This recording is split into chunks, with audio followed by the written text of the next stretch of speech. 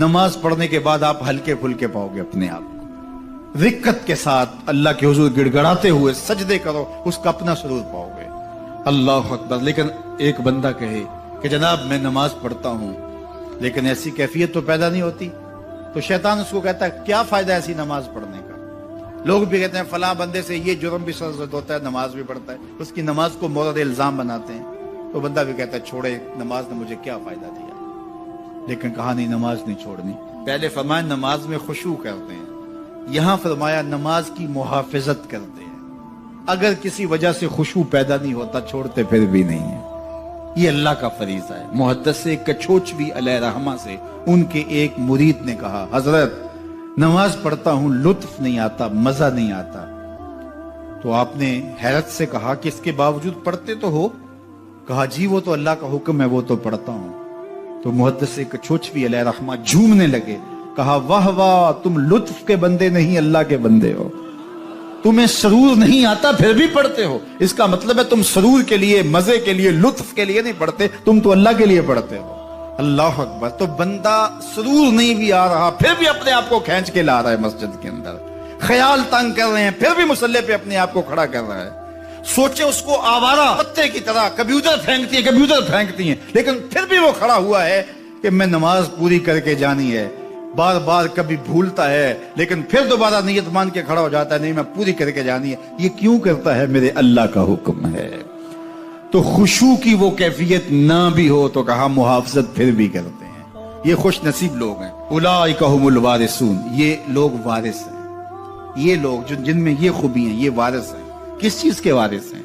माल के, दौलत के, कोठियों के, कारों के, महल्लात के। कहा अल्लज़ीना यरिसूनल फिरदौस, ये जन्नतुल फिरदौस के वारिस। हुम फीहा खालिदून, उस जन्नत से वो कभी अलग भी उसमें हमेशा रहेंगे। क्योंकि मौत को भी मौत आ चुकी, अब मौत भी नहीं, अब हमेशा रहेंगे। अल्लाह ताला फरमाएगा अरदी तुम जन्नतियों क्या राजी हो? अहले जन्नत क्या तुम राजी हो? तो वो कहेंगे हमें क्या हुआ कि हम राजी ना हो, हमें तो वो मिला जिसका हमें तसव्वुर भी नहीं था। हमें जन्नत मिल गई, मोहल्लातो कुसूर मिल गए। जो सबसे आखिर में जन्नत में जाएगा, सबसे आखिर में, जिसको हमारी पंजाबी में फाड़ा कहते हैं, सबसे आखिर में, उसको जन्नत में कितनी जगह मिलेगी? जो बंदा सबसे आखिर में आता है उसको धूप में जगह मिलती है, जो उससे थोड़ा सा पहले आएगा उसको बरामदे में मिली, जो उससे पहले आया उसको अंदर जगह मिली। ऐसे ही होता है। तो जो सबसे आखिर में जाएगा जन्नत में तो वो सबसे बड़ा गुनहगार होगा, और जहन्नम के रगड़े सह सह के वो जहन्नम से निकलेगा सबसे आखिर में। बुखारी शरीफ में तज़किरा मौजूद है। अल्लाह के हुजूर हाजिर होगा और अल्लाह उस बंदे को कहेगा बता क्या चाहिए? वो कहेगा मालिक मुझे ये चाहिए। अल्लाह फरमाएगा लका मा तमन्नैता, जो तूने आरज़ू की जा सब कुछ मैंने तेरी झोली में डाल दिया। अब जन्नत में चला जाएगा। अब उसको तो ये होगा साया दीवार में जगह मिल जाए तो गनीमत है, जन्नत के किसी दरख्त के नीचे झोंपड़ा लगा लूं तो काफी है, चलो कोई 2 मरले का 3 मरले का कुठिया भी मिल जाए तो काफी है। उसके लिए तो इतना ही काफी कि जहन्नम से निकल गया। लेकिन उसको कहा जाएगा जा जन्नत में चला जा, और तेरे लिए जन्नत में दुनिया से 10 गुना जगह है। दुनिया से, बुखारी की रिवायत, 10 गुना जगह। ये 7 बर आजम पे फैला हुआ जहां, और इसको 10 से ज़रब दे, इतनी जगह उसकी है जो सबसे आखिर में जाएगा। जब अल्लाह ये फरमाएगा तो वो कहेगा अतस्खुर वअंतल मलिक, मेरे रब तू मुझे रब हो के मजाक कर रहा है, मालिक हो के मुझसे मजाक कर रहा है, बादशाह हो के मुझसे मजाक कर रहा है। उसको लगेगा ही नहीं कि मुझको, मैं सारी जिंदगी पाप करने वाला लेकिन ईमान का चरागा तो अंदर था। अल्लाह अकबर। आज निकलेगा तो जन्नत में सबसे आखिर जाने वाले शख्स को कितनी जगह मिलेगी? दुनिया से 10 गुना जगह दुनिया से सबसे आखिरी शख्स को, फाटे शख्स को मिलेगी। फिर बिलाल हबशी की जागीरों का आलम क्या होगा?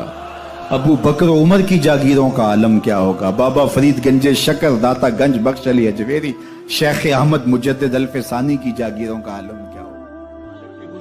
जब बंदा इज्जत से सर झुका देता है, अल्लाह की रहमतें बंदे पे नाज़िल होती है। एक रिवायत में आता है जब बंदा नमाज के लिए खड़ा होता है, अभी उसने सजदे में जाना होता है, अभी वो कयाम ही करता है, अल्लाह फरमाता है मेरे बंदे के गुनाह जो हैं इसके बदन से निकालिए, एक समत कर दो, ताकि मेरा बंदा इस हालत के अंदर मेरे हुजूर हाजिर हो के वो गुनाहों से पाक और साफ हो।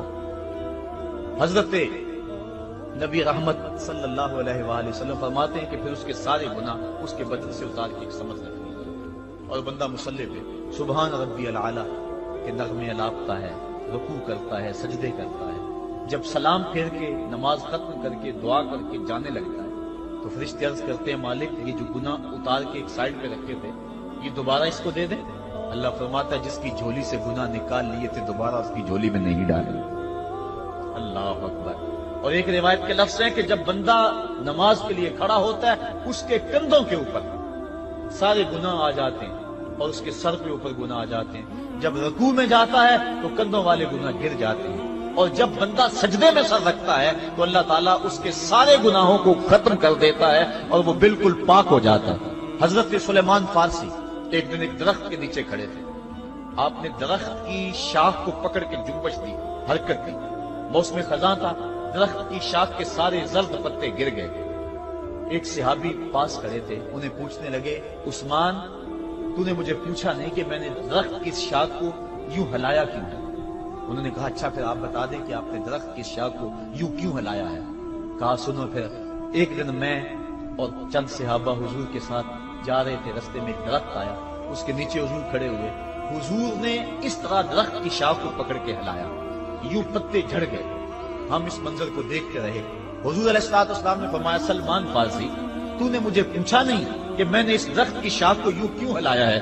تو میں نے عرض کی حضور آپ بتا دیں کہ آپ نے کیوں ہلایا ہے؟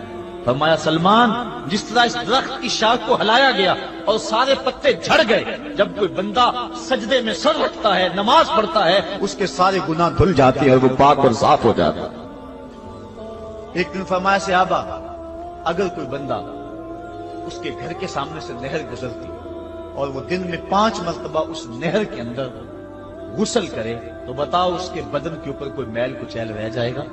عرض کی نہیں۔ فرمایا اس طرح جو 5 نمازیں پڑھتا ہے اس کے بدن کے اوپر گناہوں کا میل نہیں رہتا۔ فرمایا الصلاۃ معراج المومنین، نماز مومنوں کا معراج ہے، عماد الدین الصلاۃ، نماز دین کا ستون ہے، حبب الی من دنیاکم ثلاث الطیب والنساء وجعلت قرۃ عینی فی الصلاۃ، مجھے تمہاری دنیا سے صرف 3 چیزیں پسند ہیں، خوشبو، منکوحہ بیویاں اور میری آنکھوں کی ٹھنڈک نماز میں رکھی ہے۔ اور حضور نے یہ بھی ارشاد فرمایا من ترک الصلاۃ متعمدا فقد کفر، جس نے جان بوجھ کے نماز چھوڑی گویا اس نے کفر ہی تو کیا، یعنی کافروں والا کام کیا۔ حضرت امام فخر الدین رازی نے تفسیر کبیر میں لکھا حافظوا علی الصلوات والصلاۃ الوسطی، اس آیت کریمہ کے تحت ایک عورت مدینے کی گلیوں میں چیخ رہی ہے اور کہنے لگی مجھے حضور کے در کا پتہ بتاؤ۔ حضور کی چوکھٹ کا پتہ بتلایا گیا، وہ حاضر ہوئی، آقا کریم صلی اللہ علیہ وسلم کی خدمت میں عرض کی حضور میرا خامد سفر پہ گیا ہوا تھا اور میں نے اس کی عدم موجودگی کے اندر زنا کر لیا، حمل ٹھہر گیا اور جو بچہ پیدا ہوا میں نے مارے شرم کے اس بچے کو سرکے کے مرتبان میں ڈال دیا اور پھر اسی سرکے سے میں لوگوں کو فروخت کرتی رہی۔ اب جب کہ میرا ضمیر جاگا ہے میں آپ کی خدمت میں حاضر ہوئی، مجھے بتایا جائے کہ میرے گناہ کا بھی کوئی کفارہ ہے۔ حضور نے ارشاد فرمایا جو تو نے زنا کیا ہے اس کی سزا رجم ہے کیونکہ تو شادی شدہ ہے، اور جو تو نے بچے کو قتل کیا ہے قتل کی سزا قتل ہے، اور جو تو نے سرکہ بیچا ہے فقد ارتکبت کبیرہ، تو نے کبیرہ گناہ کیا ہے، اس کی سزا تو قیامت کے دن پائے گی۔ اس کے بعد حضور فرمایا ان تینوں گناہوں کی یہ سزا ہے، لیکن جس طرح تو گھبرائی ہوئی آئی تھی میں تو یہ سمجھا تھا شاید تیری نماز اثر قضا ہو گئی ہے۔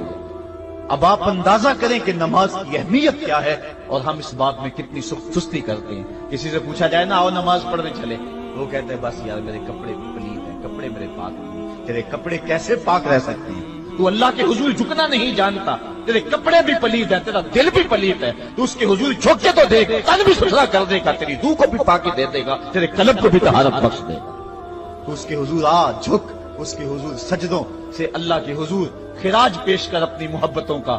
جب بندہ سجدے میں سر رکھتا ہے اللہ فرشتوں میں فخر کرتا ہے میرے بندے کو دیکھو نا بالآخر میرے حضور ہی جھکا ہے نا، کتنے گناہ کیے اس نے، کتنے جرم کیے اس نے، لیکن بالآخر میرے حضور آیا اور اپنے گناہوں کی معافی مانگتا ہے۔ فرشتوں گواہ ہو جاؤ میں نے اپنے اس بندے کی مغفرت فرما دی۔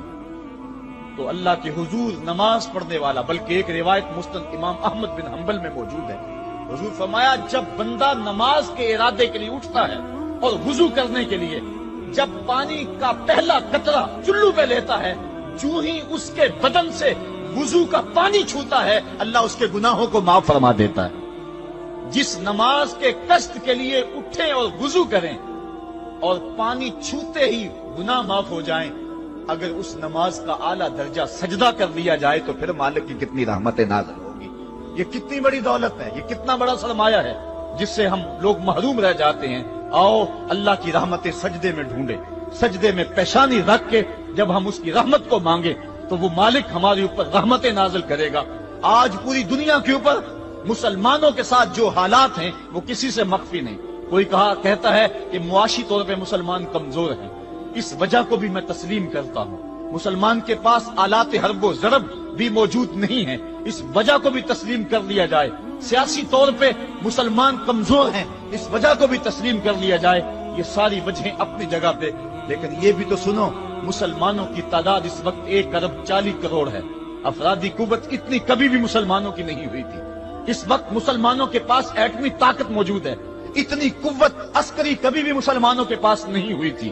56 اسلامی ملک ہیں جن میں قیمتی معدنیات سے اور تیل کی دولت سے اور سونے کی قیمتی معدنیات سے یہ مسلمان مالا مال ہیں۔ کیا کچھ نہیں ہے جو مسلمانوں کے پاس نہ ہو، لیکن ایک دولت چھن گئی مسلمانوں کے پاس، وہ سجدے کی آبرو، وہ سجدے کی عزت، وہ پیشانی رکھ کے اس رب کو پکارنا جو سب سے اعلیٰ ہے، جو سب سے بالا ہے، جس نے موسیٰ کے فرعون کو نیل کی موجوں میں ڈبو دیا۔ کیا پوری امت مسلمہ 1 ارب 40 کروڑ انسان سجدے میں سر رکھ کے سبحان ربی الاعلیٰ کے نغمے آلات کے اپنے رب سے گزارش کریں اور اپنی امت کا رونا روئیں؟ کشمیر میں لٹتی ہوئی جوانیاں اور پل قدس کے اندر بہتا ہوا خون، شبرغان سے لے کر کابل و قندھار تک اور موصل سے لے کر تقریب تک مسلمان کے اوپر جو ظلم و تشدد ہو رہے ہیں، اپنے رب کے حضور اس کا دکھڑا سنائیں اور اپنے مالک کو کہیں میرے مالک ہم لٹ گئے، ہم کٹ گئے، ہم پٹ گئے۔